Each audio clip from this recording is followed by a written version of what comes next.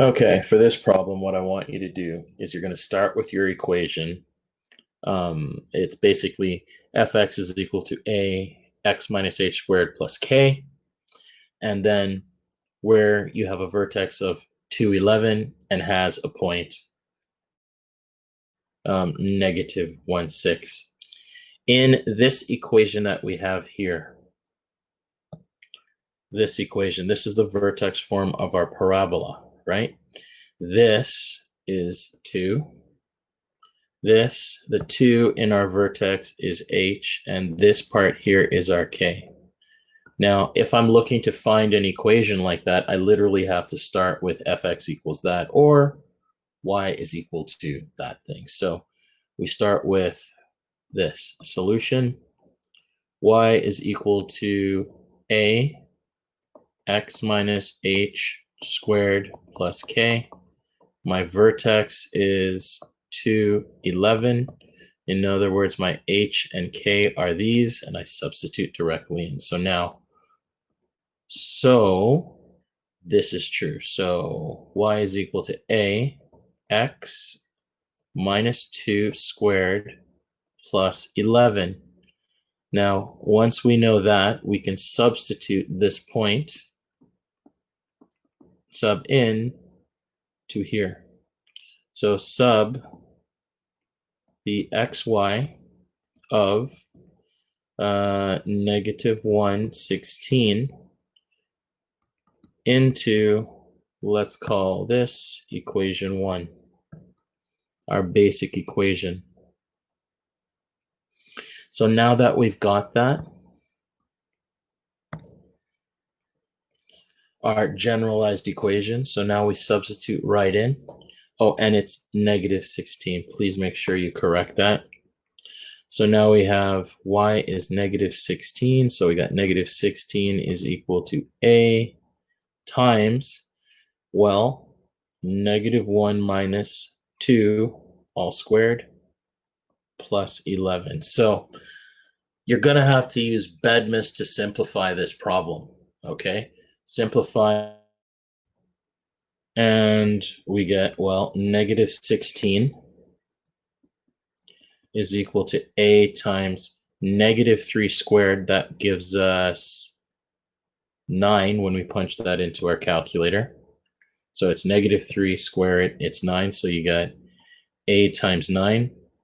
And I'm just going to rewrite that as 9 of a plus 11. And now we take our plus 11 and we move it to the other side of our equation. And we end up with 9a is equal to negative 16 minus 11, which is 9a, which is negative 27. Divide both sides by negative 27. Nope, not negative 27, but the 9 that's attached to the a. So we divide both sides by 9.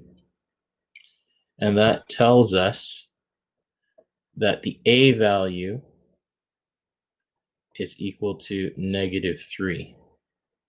So now that we have that, negative 3, we can say, therefore, the equation is in vertex form. Y is equal to negative 3x minus 2 squared plus 11. And that's all we had to do. So this type of problem is very similar to when we used to find our A, and our M and our B values in the solving for the equation of a line. In this case, we're always solving for the A value in our parabola. And in this case, our equation is given by this. Okay, so you start with this, you substitute your vertices, and then you substitute your values for your points into your equation, your basic general equation, and then that allows us to find our A value. And then once we've got that, we just have to state our final equation. your homework for this is on page 81, and you're going to do number 39 and 40. So you can pause the video, go to the lesson, do those questions, then do this next thing. That's on the next portion of the video. All right. All right, so this kind of problem, I'm going to tend to give you the basic equations and for the height and the velocity in meters per second. Okay, so the height above the ground of a rocket launched upwards is given by S of t is given by this in meters. It's been determined that the velocity is this. So now we have to answer 3 questions based on these 2 functions. One that describes the speed the height, S of t, for time greater than 0. And remember, time, t, is greater than 0. And t is in seconds.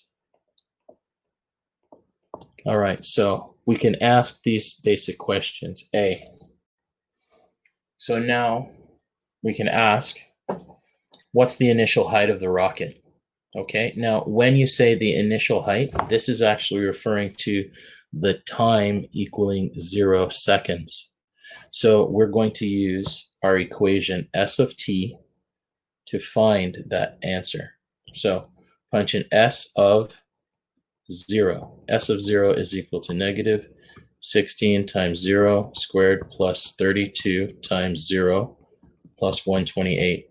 Our answer is S of 0 is equal to 128. And you'd say, therefore, the initial height is 128 meters. So after you found something like this, S of 0 is 128, you're typically asked, what is the maximum height of the rocket? Okay, the maximum height of the rocket can be calculated in 2 ways, and I'm going to show you how to do that. So the first way to calculate this is given by completing the square on S of t. So remember, S of t is equal to negative 16t squared plus 32t plus 128. Completing the square, we pull out 16, negative 16. From the first 2 terms, we get t squared minus 2t, and then plus 128. So now we're going to add 1 and subtract 1, because the following is true. Negative 2 over 2 squared is equal to 1. So we take the half of the middle term and square it to get the perfect square. And then we're left with negative 16 times t squared minus 2t plus 1 plus 128. Now, we have to also take out that negative 1 that we had here, and we have to apply 16 to it. So negative 1 times 16 is positive 16. So let's write that outside. And then we're left with plus 128. And all of this simplifies to negative 16, and this is a perfect square, so you get t minus 1 squared plus 144. So S of t is 144. And now you know what the vertex form of our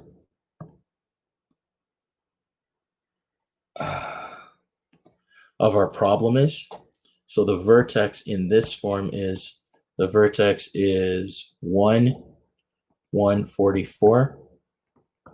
So this means that the max height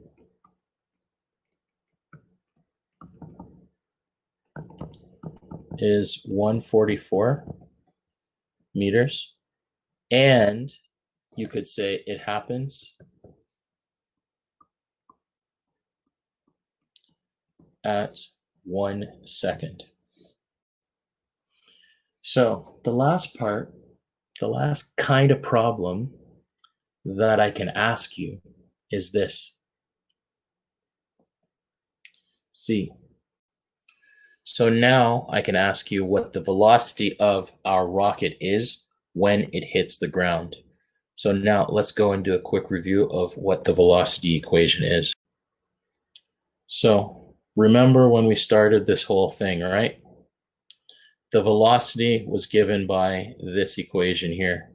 V of t was negative 32t plus 32 meters per second, where t was bigger than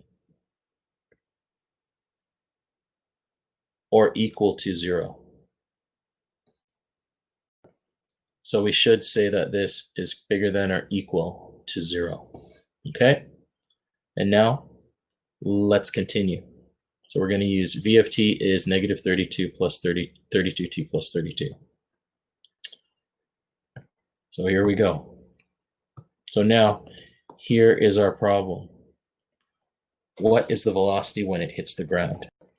You're going to start with V of t is equal to negative 32t plus 32. We eventually need that, but we have to do some calculations first. We need to know what time our rocket hits the ground. And that only happens when you take the initial equation, S of t is equal to negative 16t squared plus 32t plus 128, and set S of t equaling to 0 and factoring.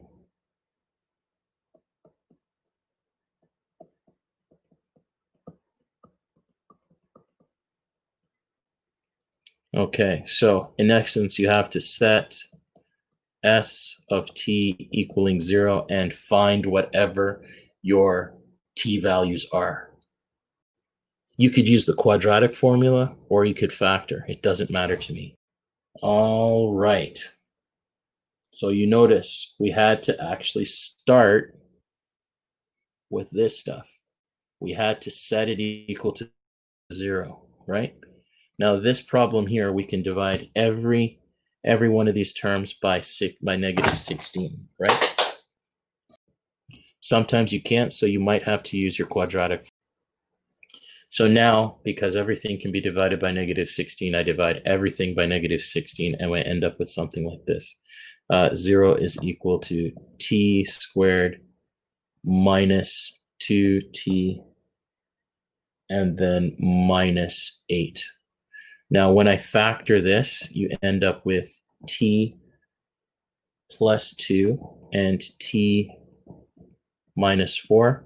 So these are just our zeros for this, right? So that means t is equal to minus 2 or t is equal to positive 4. Now, the time for any system that we have here, for any rocket height problem, cannot be less than 0. Right? So we can't use this, right? So in this case, our time is 4. So we can substitute that into our equation. So V of 4 is equal to negative 32t, not t, but 4 plus 32. Simplify and you get negative 96. So therefore, the speed / velocity is negative 96 meters per second. There's only one problem in this chapter that I want you to do that involves something like this, and it's question number 48.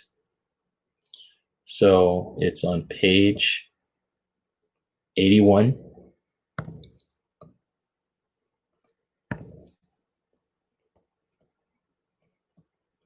And you're going to do number